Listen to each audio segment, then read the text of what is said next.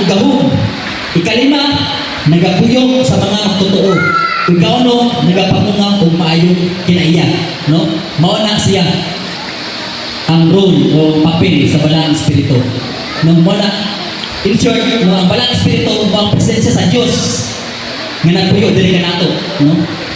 Siya ang nagatudlo, nagatultol, naghatag gahom o nagabago sa kinabuhi sa mga totoo.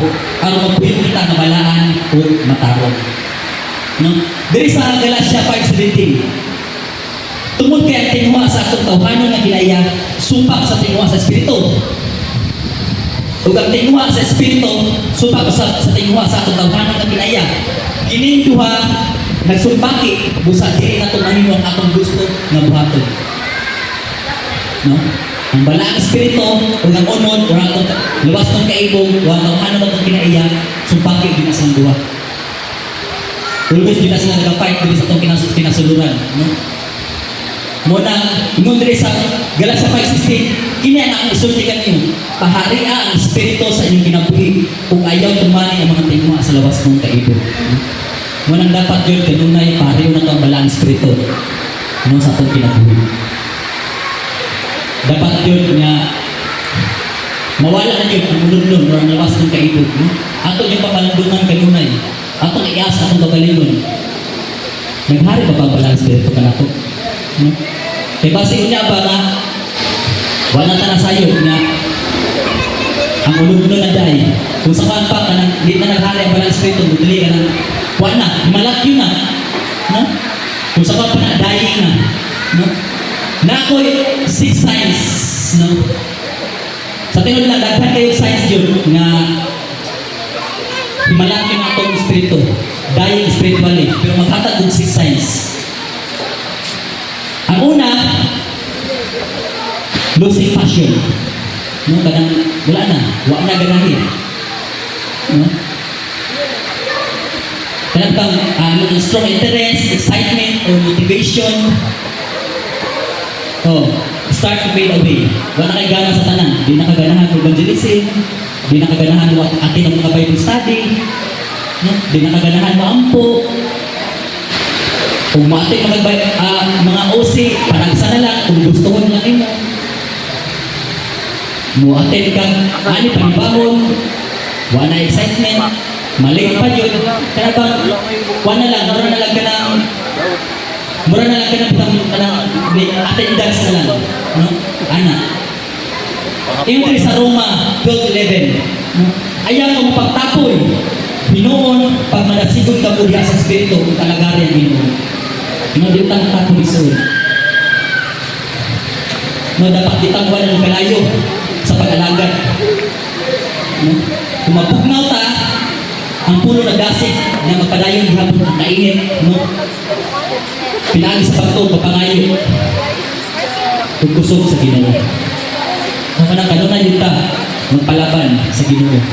No? Ikadua, no, sa ito'y una, losing passion. Ikadua, wrong priorities. No? Kaya ba mas iuna na ito ang butang sa kalibutan, no?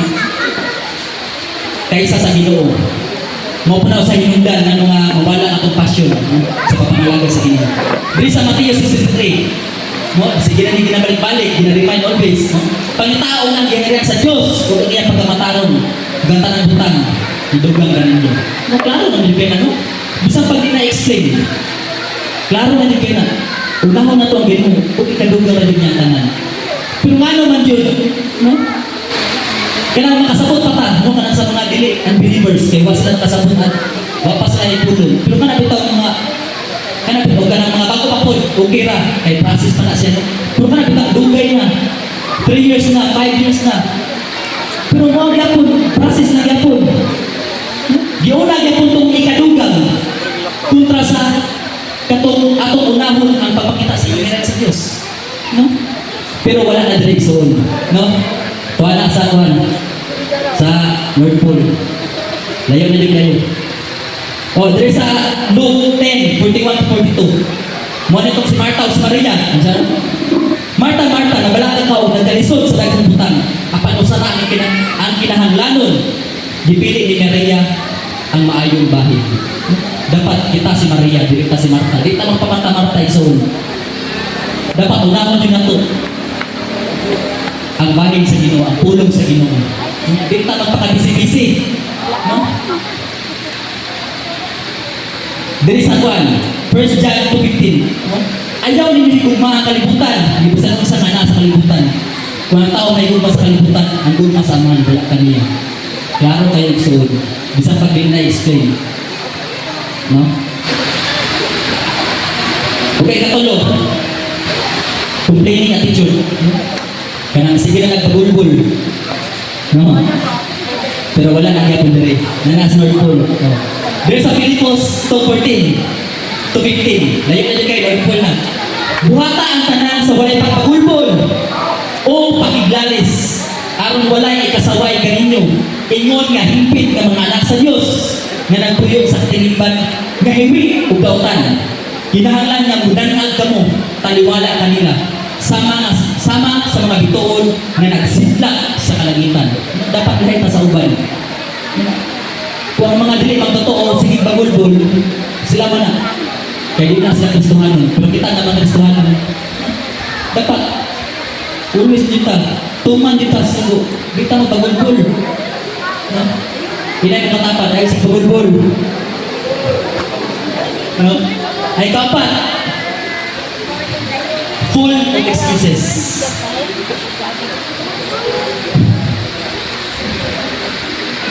Full of excuses, no? Sige na nagbalibad, sige na ka na, saan excuses ganyan? Balik na doon, sige nagbalibad, no? Sa Biblia kasagaran na pakita sa usa kasi nga dili anda mo sunod, umubuhat sa kabubuton sa Ginoo. No? Sige na nagbalibad. Dili sa Exodus 4:10. Dili sa Exodus 4:10 to 14, no? Si Moises maingon sa Ginoo. Apan Ginoo, dili ako maayo musulti sukad pa kaniadto.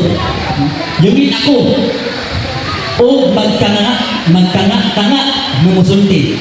Sa 11, ang Ginoo maingon kaniya, kinsa may naghatag baba sa tao? Kinsa naghimo kaniyang bumulo ama? Kinsa naghatag kaniyang itatanaw o naghimo kaniyang buta? Dili ba ako? Dili ba ako ang Ginoo? Busa, nakaw, katabangan ko ikaw. Pagsulti o tudluan ko ikaw sa imong sulti. Apan si Moses mingon, pasayloa ko Ginoo, apan tumahimo lain-lay sa duwa.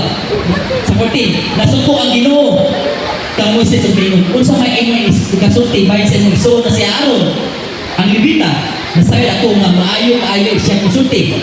Nagpaingon na siya ngani aron pagsugat kanimo, malipay gayud siya pag-ayo uli ka kita niya kanimo. No? Ganito si Moises. Dahan siya excuse kay ano sa anak kay nga siya di siya kabul musulti. Magpro sa Ginoo. Pagkakat sa Ginoo. Nung siya na bahala matudlo nato. O, yung padre, nasuko ang Ginoo ka musulti mo. Kung sa may imong ikasulti, bayan sa ilusyon mo na si Aaron, nagamit siya tao. No? Napangamapush ka. No? Muna ang papel nila Pastor Patrick at ni Pastor Isaac. No? Sila ang push na to. Para lang yun mamuhat ta. No? Wala yung mga excuse. No? Kaya sa Jeremiah 1:6 to 7, no, kini para sa ngayon. Unya dito pa ako, Ginoong Dios. Dili ako mahibalo musulti kay batanon pa ako. Kaayo, apa niyo man ang Ginoo kanako? Aya pa imong batanon na pa kaayo. Kaya tuon mo gayon ang katawhan na patuon mo kanimo. O isulti mo gayon ang akong ipasulti kanimo. No? Dili excuse nga batanon pa ka. No, bisag kinsa ka, bisag unsa ka. No? Pwede ka gamiton sa igsoon, no? Pwede ka gamiton sa Ginoo igsoon, no? Basta i-allow lang imo imong gagalingon kung magpagamit ka, no? Basta lang available ka kanunay sa Ginoo. Basta lang i-allow lang imo imong gagalingon kung magpagamit ka sa Ginoo, no? Kaya kung bitaw sa una, sige ito excuse, pero no? Sa akin ang buhay testimony. Maulawang po yung kayo ko. Diri pa din ko sa ministry na nakastart ka ng mustorya sa mga dahang tao. Dagay kong balibad sa una. Pero once nga gusto nyo ka magpagamit sa Ginoo, wali tayo dapat exclusive sa una. Kasi kita kaingon nga, Lord, gamita niyo ko Lord, gamita ko sa pinagayahan. Nga pag-abot sa panahon nga, ikay wali ka ron, sunod na lang mo. So, paggamit sa Ginoo sa kinabuhi. Kung di ka mo stand, walang stand ito ay soon. No excuses na muna yung kaintan sa ulangon sa faith, ikaw ba sa kalasin mo? Ang Ginoo dili nang tanaw kung isa ka qualified ba ka o dili. No? Asa mga ko ah? Kundi ang tanaw sa pagkasunod sa pagtuo. No, dapat ikaw masugot ng isa.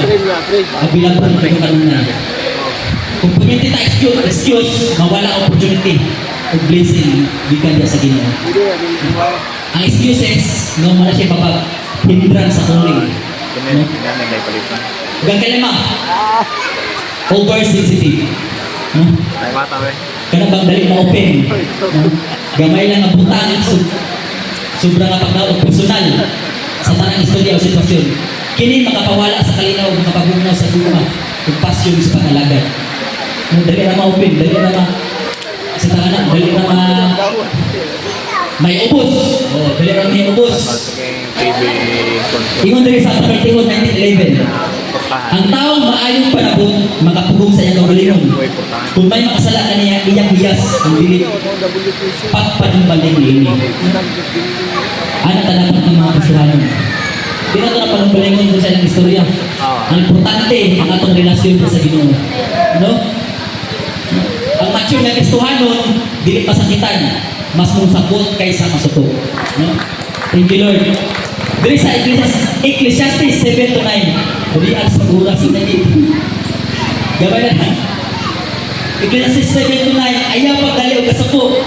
Kaya ang kasuko, nagpuyo sa dugan sa mga buwang-buwang. Agay. No, kana nagdali masuko, buwang-buwang, kaya tayo nagsuol. Bila ka nag-ingon na, ang pulo sa Ginoo. Kung anang, di kita dapat masuko. No, kung i-review ta, pasalamati. Kung ayaw masuko, ayaw si ka-open. Klaro kayo punong sa Ginoo suod. Gani si Ginoong Jesus, no? Gireview niya si Pedro, bato ko si Pedro. Ikaw dahil ikaw tawa sa tanas.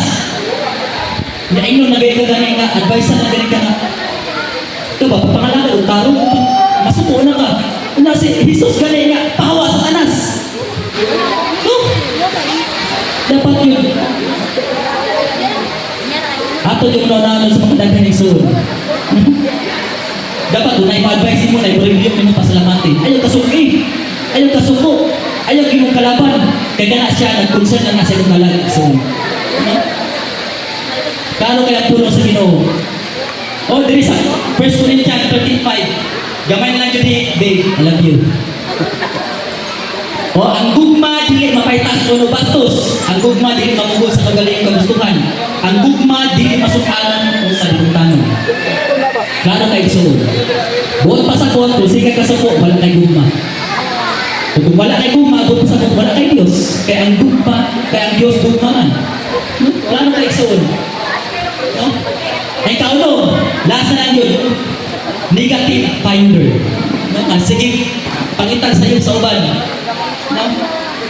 Kaya kung kinaya nga, pirmi nga makitaw sa iyo. Pirminti makitaw, bati, bisan pa man, maayaw si Pastor. No? Diri sa Filipos 4:8, sa katapusan ng igsoon, punang inuuna-una sa mga butang na maayo, ug ang good. Sa mga butang na matuod, ligdong, matawag puti, matawag ug balangdong. No, dapat mag-focus sa maayo. Dili sa mga bati ng mga butang. No? Ayaw si pangitang mali sa tao, dapat yung pangitao sa iya ay pagkamaayo. Ingon diri sa Mateo 7:3-5. Nga na yung mga tanaw ng tipik nga naa sa mata sa iyong igsoon. Kapan ang balang nga naa sa iyong kaugaling mata, dili mo makita. Okay. Permiti makita sa iyo sa uban. Pero waka magtanaw sa iyong kaugaling nga daghang pagkat sa iyo. Mas daghang playa. No? Manang dapat aware kita igsoon. Aware ta sa kanunay. Last verse. Gipadayag to verse 4-5. Apan ay kasaway ko kanimo, mao nga wala ka na mahigugma kanako. Sama sa sinugdan. No? Busa ang naunaan sa iyong sala. Pag hinulsol o buhatan ang gibuhat mo sa sinugdan. Apan kung dili ka maginulsol, wala ko kanimo, buhaon ko ang inyong butanganan sa suga. Gikan sa inyong butanganan ninyo. Sa daw?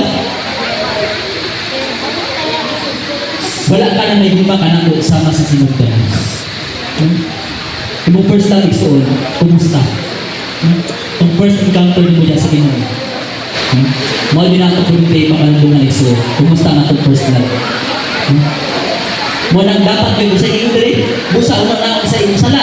Pag hinulsol, paminaw nimo nga murag nalayo jud ka. Maghinulsol dapat yung tekso. Ang pag hinulsol, ang repentance, mo na siya pagkaligod sa sala. Kaya sa tilod lang, sama sa iyo ni pastor, no? O sa Bible, no, ang sala, mo din mo palayo sa Ginoo.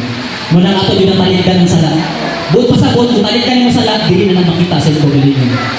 Mo na ito na repentance sa iyo. Change of mind, change of heart. 2 Corinthians 5:17, ang naiusan niya ang Kristo bago na ginawa. Ang daan niya ang ginatulang pagkulang niya. Hallelujah. Thank you Lord, patula no? Manilog ang tanan, sa ito mga patampo. Hallelujah, hallelujah. Thank you Jesus. Hallelujah. Hallelujah. Lord, salamat kay Ginoo sa Spirit ng Hallelujah. Mga patampo Lord, nasaktan yung Ginoo Lord sa mata ko sa Ginoo Lord. Hallelujah. Lord, bila yung pinagkikinabuhod Lord. Lord, di lang kanila kalapos sa pinasbungan din. Kundi Lord, mupuyo yung pinisayang kasing-kasing at mamunang kinigmayong buhay Lord. Lord, kung mapatampo God, kung tumutagod Lord, na mamuhat ka, Holy Spirit, have your way. Lord, ang mga pag-ampo God na sa kinsa Ginoo ang utamag din sa pulpit Ginoo God, yung pagkagamitan mo God, sa first worship team Ginoo, sa share sa mga pulong mo God, Lord, ikaw yung Ginoo, magkapamuhat Ginoo, ikaw yung pagka-anoint mo God. Hallelujah. Lord, handod sa matapos yung panibahon Ginoo, ikaw yung Ginoo, Lord. At ang himaya Lord God, ang panabilan Lord. Dalay ko ka Lord sa mga katapusan ng tanang buong himaya ka Ginoo. In Jesus' name we pray. Amen.